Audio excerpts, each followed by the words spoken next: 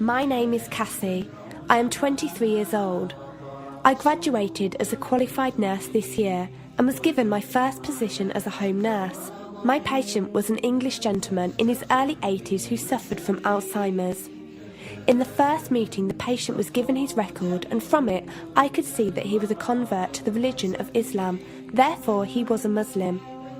I knew from this that I would need to take into account some modes of treatment that may go against his faith, and therefore try to adapt my care to meet his needs. I bought in some halal meat to cook for him and ensured that there was no pork or alcohol in the premises, as I did some research which showed me that these were forbidden in Islam. My patient was in a very advanced stage of his condition, so many of my colleagues could not understand why I was going through so much effort for him.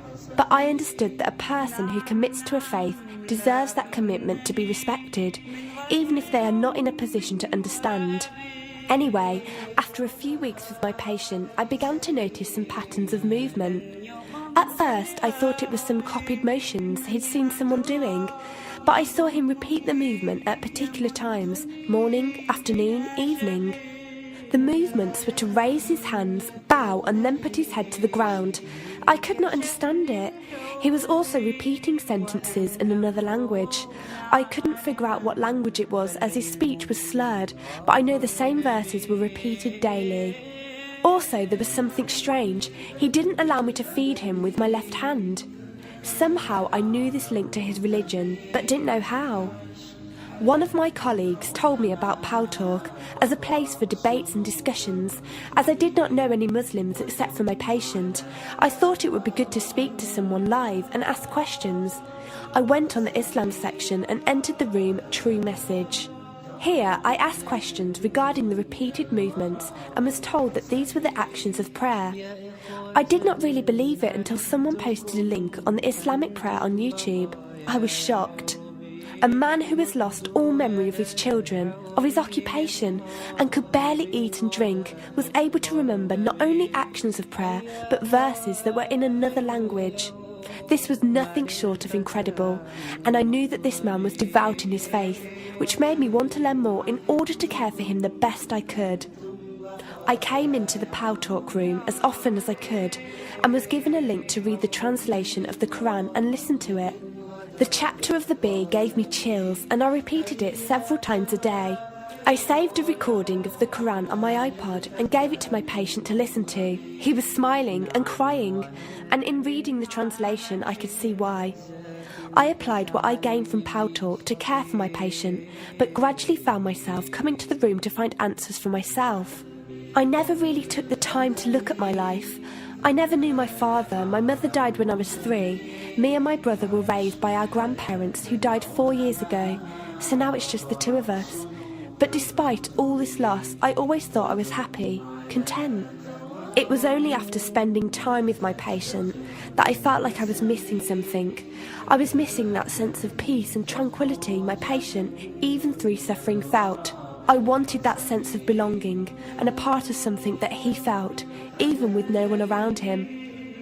I was given a list of mosques in my area by a lady on Pal Talk and went down to visit one. I watched the prayer and could not hold back my tears.